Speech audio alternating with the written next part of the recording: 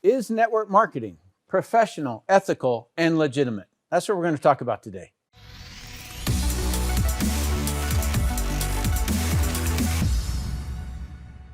You know, when somebody is introduced to network marketing, a lot of times they've been introduced by their neighbor or maybe somebody who's servicing their house, carpet cleaner or something like that. Maybe a family member, maybe even somebody ran ads or something like that. And that's how you're introduced. And a lot of times you don't get the breadth of people in network marketing. And so you take that one snapshot of that introduction and kind of like extrapolate it across the whole industry. And that's not always the case. Fortunately, because I've been in the network marketing industry for about 30 years, I've taught at the University of Illinois at Chicago, a certificate course. I've made millions of dollars, and I've been consulted a couple of hundred network marketing companies and many leaders. And so I've seen a big breadth of the people involved. I worked with CEO of a $300 million company. Now, why would a guy with that kind of money want to do network marketing? Well, in his particular situation, his partner, he didn't want to do business with anymore. And so he wanted the freedom also because he had no freedom. And so he built a very big network marketing business. Franchise owners, real estate investors, senators, congressmen and women, military, sorry for the misspelling, top management positions, school teachers, and even unemployed people. Okay, so I've seen the whole breadth. Right? And so we're going to talk about each one of these professional, ethical, and legitimate, and hopefully you'll get a lot of value out of it. Okay, so define ethical, having to do with right and wrong, right? So that's truthful, fair, honest. So that would be the definition, and we're going to discuss these things. What about professional? The conduct, aims, or qualities that characterize or mark a professional person. All right, and so that's just going to, that's kind of creating how that person acts. So yes, it has to do with truthful, fair, honest, but it also has to do with kind of accuracy in what they communicate and things like that. There's another one here called value. Now, this has to do with, well, you'll see, okay? So value is the total benefit that a customer can realize from a purchase. This is based on customer needs, preferences, and perceptions. It is unique to each individual customer. All right, now the reason that I put that in there because I think that best defines professional and ethical. And the reason being is that a lot of people sell products, right? But if a person is unique and they are a true professional, what they're going to do is, let's say, weight loss. You don't sell weight loss products. That's not what a person wants. A person wants to lose weight. And so if you get in there and make sure that they do lose weight, right? Well, that's going to be the value of the total benefit that a customer is going to receive. And so I think you cannot have this conversation about ethical and professional without bringing in the value that you add to another person. All right, and that helps define it. I remember there was one time I had we were walked into a building. I was prior military and special operations and walked into this building and it was immaculate, right? Everybody in there wore suits. Everybody in there had very high level degrees and things like that. And you would think, well, this is a really professional and ethical organization, but there's only one issue. What they did is they made bombs, like nuclear bombs. And so I always come back to that and say, that's not professional. It doesn't matter how many people have degrees because they're capable of, like taking off a sector or a chunk of our planet. And that's not really helping mankind at all. And so I ended up viewing this ethical and professional from the perspective of, is it, in other words, whatever the business is or anything is, helping people or harming it? And so that's going to be a dividing line. If you're helping people, then you're over here. It's professional and it's ethical. If you're harming people, it's going to be over here. It's not ethical. It's not professional. Okay, it's not adding value. It's taking value away. So then there is the degree to which you are helping people and harming people. And so the more that you help people, so it's to the degree that you help people or the degree that you harm people. You see, The reason this idea came up was because I thought about it, that I never reach into my wallet to pull it out, to give somebody money, unless I think my life is going to be made better. And so I don't believe that a person can really define these things until they define what is business. And business is making people's life better, all right? And harming is not a part of it, okay? So then the other thing I want to say about the professional, a lot of people kind of feel as though that, you know, if I can't put a plaque on the wall with my degree in it, my master's degree or my doctorate or something like that, if I can't put that on the wall, then it's not a professional organization, right? And that is absolutely not the case. I did a video on this called "Are You Too Good for Network Marketing?" that goes really, really deep into this. And so make sure that you watch that one as well. Okay, so how about legitimate? Authorized by the law, in accordance with accepted, and I underline that, standards or rules. What is it that defines the accepted? Okay, so if it's legal, right? So if it's legal, what causes one way of earning money more or less legitimate? And this is tradition. This is what it came down to. So if you go way back in time, back to the 1300s, all the way through 1700s, basically the American Indians, here in America anyway, were trading. Okay, so they were trading food, rum, fur, horses, metal, supplies, and tools, right? And, you know, that transaction was you meet, and it would be, you know, here's buffalo skin, and I'll take, 2 guns for it or something like that, right? So it was all bartering. It was trading, okay? And then you had, around the 1800s, you had the Yankee peddler who would load up a wagon full of supplies and then go farm to farm to farm. And those supplies could be paintbrushes and paint and, you know, food and all kinds of stuff, right? So instead of everybody going to one place, then this person would come out and share the goods, right? Then in the 1800s, later in the 1800s, the invention of the engine produced manufacturing, which created jobs, all right? And so that was a departure from the Yankee peddler. The Yankee peddler was a departure from bartering and trading, right? So each one of these are going to be departures. And then in the 1800s, stock trading began. And that was, you were able to make money from risk. You see, never before that time was risk even part of money, right? But that was when you could buy stock in a company and not necessarily have to be an employee, have to do these things. You could invest in another company and then make money because you were willing to risk. Okay, so that was a departure from old traditions. And then in the 2000s, you've got online stores, right? And so that was a complete departure. You can order right straight from your house, get pretty much anything delivered to your doorstep, right? And so instead of having to have something on Main Street or Main Street or Broadway Street, so normally people would pay to be on the main street to get walk-in traffic. Now you can, everybody can get a main street, right? So very much tradition. Now let me go into these a little bit more. So I remember this gentleman. He said, "I want something secure." And that's what he said to me. So a gentleman that I knew brought this person to me. I wasn't doing network marketing anymore. I'd been retired for 18 years. But he wanted me to talk to him. Okay, and so he had 2 master's degrees, couldn't get a job, he wants to do his doctorate. His belief is that money and security is based upon a formal education.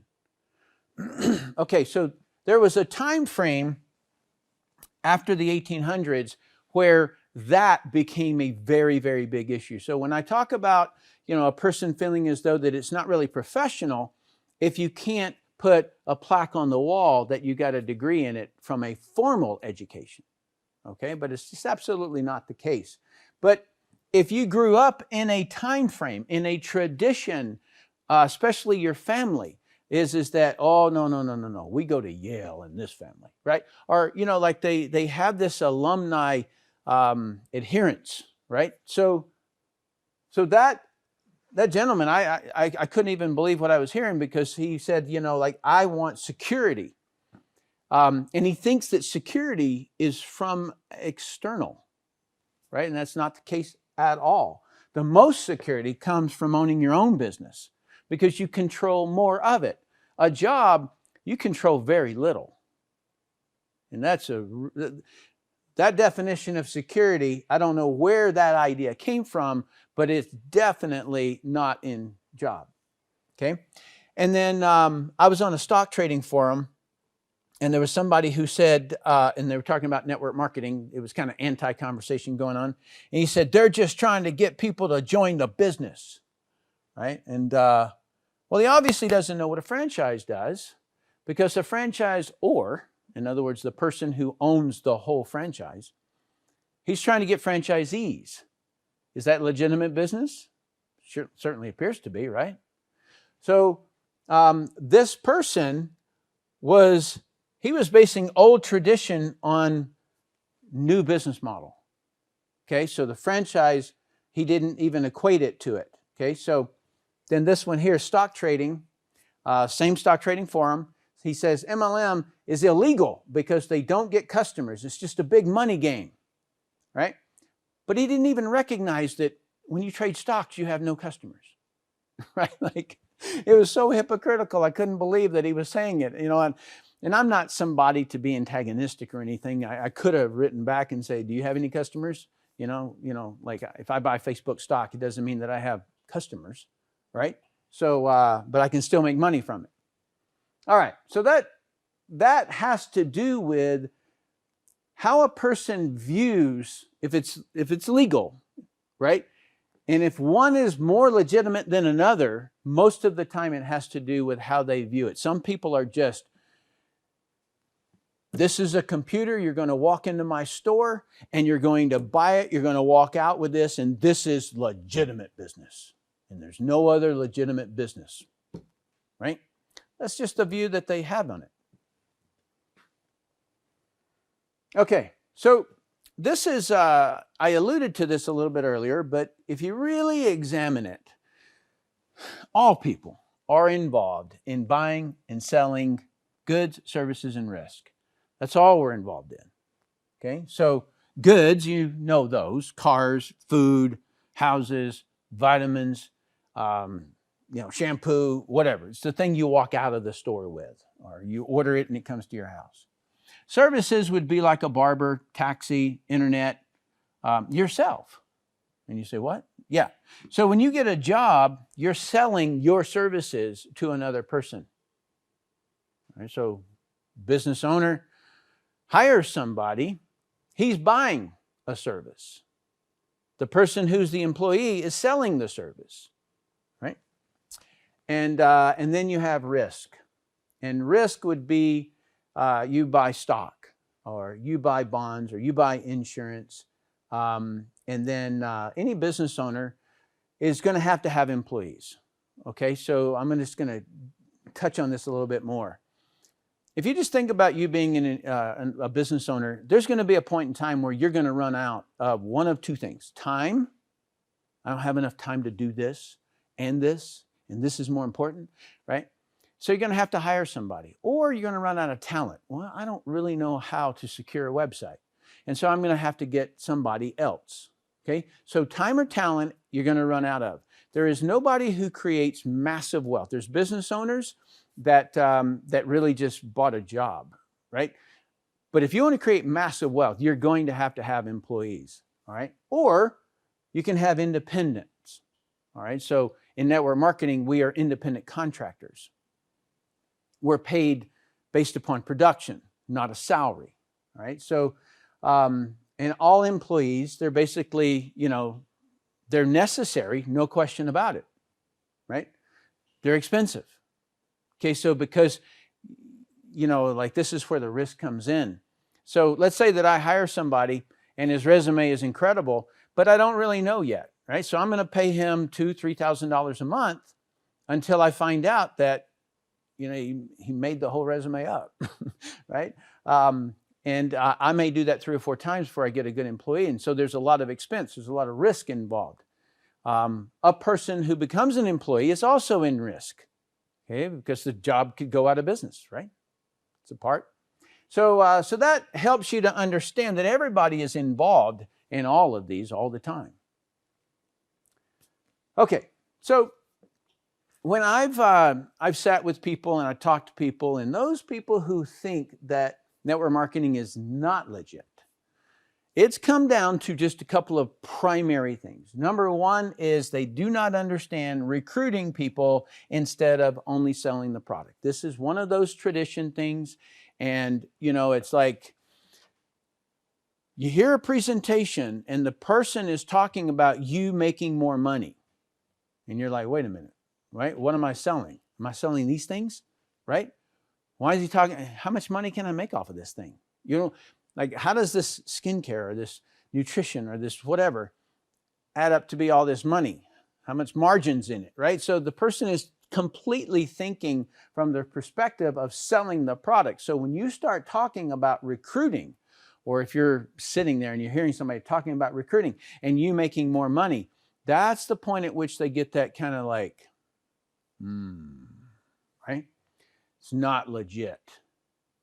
Okay? I'll discuss more in just a second. And then there is the other issue, which is they don't really grasp a hold of the difference between a tangible versus an intangible product. A tangible product would be you buy a house, that's tangible, right? You can touch it. You buy insurance, it's intangible. What are you really buying when you buy insurance? You're spending money, but what are you buying? You're buying security. If I want to buy insurance in case the unlikely event of me dying, probability, yes, then I want to take care of my family, even though I'm not here anymore, right? And so that's security. You can't touch security. Can't touch it, right? You can touch the policy, but you can't touch the intangible that you actually bought. Same with stocks, same with bonds, things like that. So when you're talking about making money, then that's the intangible. And so that equals this not legit to some people because they don't understand the tangible. They don't understand why you'd want to build competitors. I've had people come to me and say that to me and say, why would I recruit people to have more competitors? Okay, so let me get into this. So let's say that you have something that's really super valuable for mankind. I mean, it really is going to change the world, change the health of people, let's say. And you want to get it out there as fast as you can. How many customers can you possibly get? Let's say 100, 200, 500, 1,000. Well, what if instead you were able, but you're going to cap out at some point, right? What if instead you recruited 4 or 5 people in your sales force? And then those people were able to get 200 or 500 or 1,000, right? You just got that product delivered to more people. And that's whatever product you choose, that's what should happen. Okay? Now, what if you were able to recruit a team that recruits a team? Well, now you're going to multiply how many people are getting that valuable product. And that's the reason that network marketing, like I came back into the industry after being retired for 18 years because I knew that network marketing is the very best way to disseminate a product out to the masses because you multiply your efforts. So the reason that you're being talked to about recruiting people is so that you can, get good at selling product and then recruit somebody and teach them what you know, right? And then that person is then able to get the product sold and then you teach them how to recruit. And now you've multiplied yourself, right? So the other thing that I found, this is just going to be quick, money, a lot of people don't even understand it, right? So they know money, it's in their pocket, right? Here's money. I can see money. I got the definition of it. But it's just a symbol of a quantity of value that is exchangeable. And so when, people back in the, 1300s, 1400s got tired of carrying around eggs or raw meat or, something, they instead created a symbol, a coin. And that symbol represented something. So if you pulled a penny out, then that's going to be a symbol of 1 penny. It's worth of value that is exchangeable. And then if it's $1, if it's $100, and so forth. And so what you're really trying to do is multiply the quantity of value that is exchangeable, and that is how how wealth is created. That's how you generate wealth, is the quantity of the value that is exchanged. And so the more people that you can have disseminating that, then that's how wealth is created. Okay? And so then, so network marketing may not be a traditional business yet, but it is legitimate. Just as stock trading is legitimate, even though a stock trader does not get customers. Okay, so the reason that a person would want to build a team is more distribution points. A sales team that builds a sales team multiplies.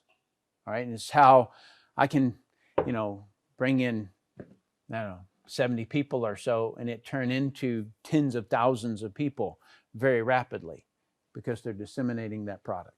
Okay. All right, so to just summarize here, network marketing is ethical and professional if you help people, or if you're on the receiving side of this, if you are helped. Network marketing is legitimate. Some people just need a little bit more time from a traditional standpoint for them to understand it.